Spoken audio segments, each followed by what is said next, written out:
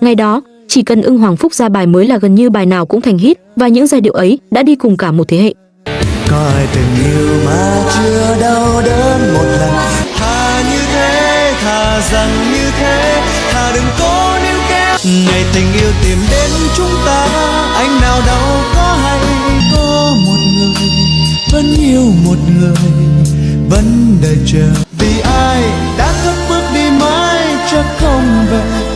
Anh chỉ biết cầm nín nghe tiếng em khóc, biết làm gì cho em. Bao năm qua tôi đã sống trong nỗi cô đơn người hơn. Ngày không em anh đây làm sao cho hết ngày, sang đêm dường như chỉ có anh. Yêu nhau đi để rồi mai chia ly, dù là trong cơn đau. Trong hơn ngàn cái phải sự thật nào cùng quá xót xa, dẫu ta nên đau chấp nhận.